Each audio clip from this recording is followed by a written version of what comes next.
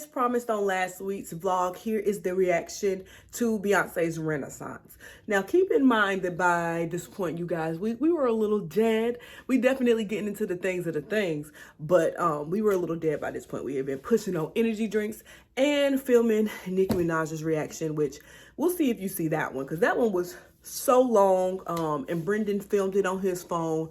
Ended up being like over an hour, so trying to get it from his to mine for me to edit is just a lot. I don't know about that one, but here goes the Beyonce Renaissance as promised, and be sure you stay tuned, because tomorrow or the next day I'm going to be posting my weekly vlog, the Christmas vlog. So I hope you guys enjoy, and Merry Christmas to you.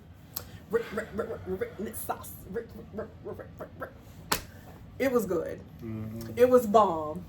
I was crying by the time she hit the first song. Like, it was everything. I literally took notes, okay? Like, let's see here. What stood out?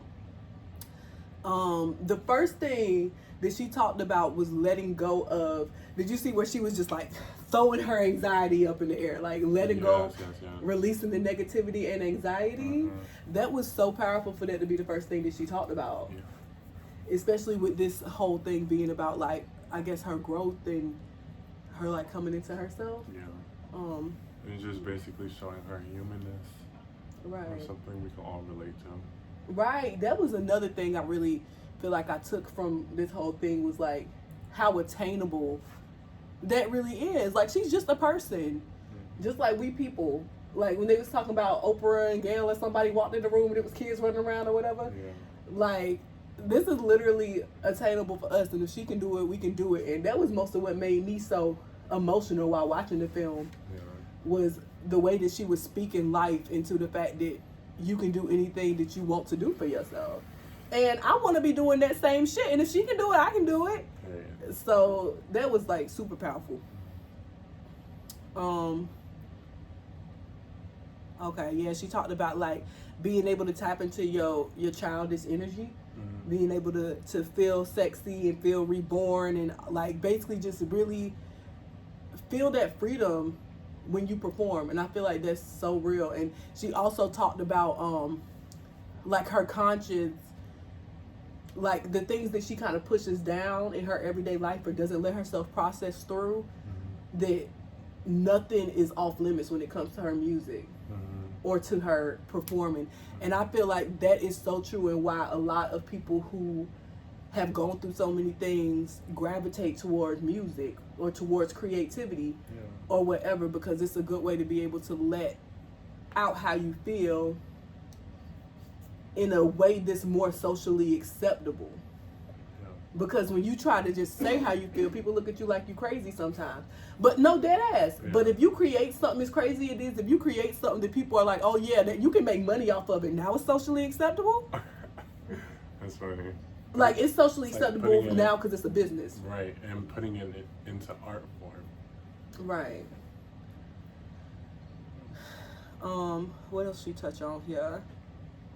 Oh yeah, when she talked about like her vocal injury, making sure that you showing restraint, and tapped on like how when she don't take her ginger shot or she don't eat her sandwich before the show start, did some random shit go wrong, her sound go off. That's really the universe telling you to take care of yourself. And Blue was so cute, like, Mama, you wasted our time on fingers. You need rest. Right. And she was like, we're just going to sit here and talk about these fingers all day. Right. Like, and it wasn't coming from no attitude type of place. She loved her mama and wanted her mama to be okay. That whole thing was a thing in itself, just seeing the way they grew up in the studio. Yeah, and something that really stuck with me was seeing her interact with Blue. Like, when Blue was like, when they were talking about the Diva song, she was gonna cut Diva, and she was like, "No, Mom, like, keep Diva. What are you crazy?" Right. And then, but Beyonce was like, "Okay, I appreciate your opinion, but I need you to calm down." Right. Like, you can't cut people off. But she knows that she's heard. Yeah. I really love that too. And seeing Blue's evolution and the way that she was able to take all those negative things that people said about her. That's a strong little lady right there. Like, she's stronger than a whole bunch of us as adults. Right. Do you realize how many people were talking about that little kid tearing her down for her performance quality as a little girl. Right, a little girl. But she was eating Yeah. by the time we got to the end of her part. Like, I was so proud of her just watching it. I loved it. And it was just inspiring seeing her be able to raise kids in that type of environment, because I have memories of like growing up in the studio with my dad. And I hope that I can take it to that next level too. So that whole movie just like inspired me.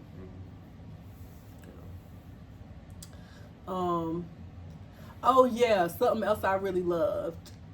I loved how Megan Thee Stallion, she was on there for like 2 good minutes, but she was living her best life. You could tell that was a dream. Yeah, she was excited. She was so excited to be standing there beside Beyonce. She was just throwing it back, okay? And every time Beyonce was like, Megan, I love you, she was like, Beyonce! Like, she just kept saying Beyonce's name over and over again because she couldn't believe she was on stage with her. Right. That shit is crazy. And then we saw it on the other side when Beyonce was backstage and Diana Ross came on and surprised her. Right. And started singing. She She was so starstruck by that. Like, they are all freaking people. Everybody is just people. We all got everybody who inspires us, you know? But she was so inspired by Diana.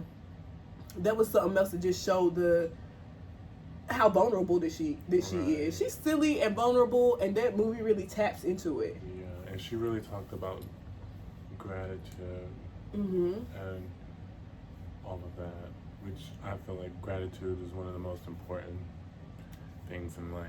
Right. You know? Yeah. If you don't acknowledge where it is that you are, that's part of what causes burnout. Is because we're pushing ourselves so hard to get to a certain place that we see for ourselves, or our most divine selves, as I call it.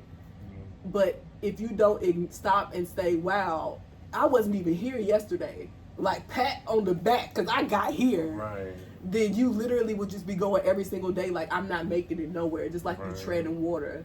Yeah, you gotta stop and smell the roses. Smell the roses. Okay, we're getting down to the end now. Very last thing that really touched on me was how she was talking about when she's done performances in the past that she had to practice until she got to the point where she felt like she was comfortable enough to be on stage and be free, which is what performing is all about. Yeah.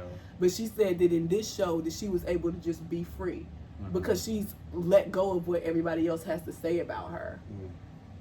That is something in itself. That was like what I feel like Nicki was talking about in her album too. And I don't feel like that's a coincidence. We are in the time right now that we are reaping what we sow, babies. Like put in the work right now so we can get what we need out of it, you know?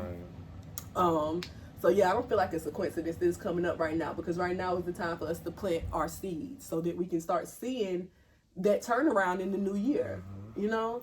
Reap the harvest. Right. So everything that we've done in these last couple of days, everything we watched, the music that we've consumed, I feel like it's all pointed toward who are you going to be in 2024? Are you going to let other people hold you back from what you really want to do for yourself because other people look at you like you're crazy? Are you going to let anxiety hold you back from doing the things that you really love to do?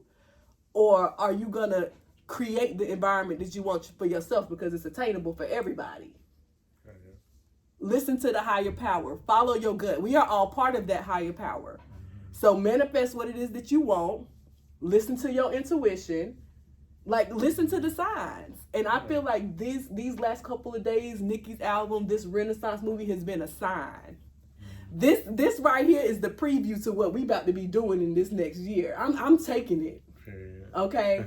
So, I don't know. I think that's all I got to say on the movie for me. My final thoughts. Loved all the costume changes. The looks, the energy. Eating.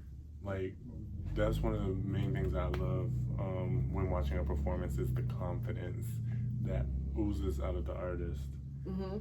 And like she said in the movie, she said she takes her energy and she transfers it to the crowd. Right. And they send it right back. It's a transfer of energy. Transference of energy and of love, she said. That's real. Who are you transferring love to?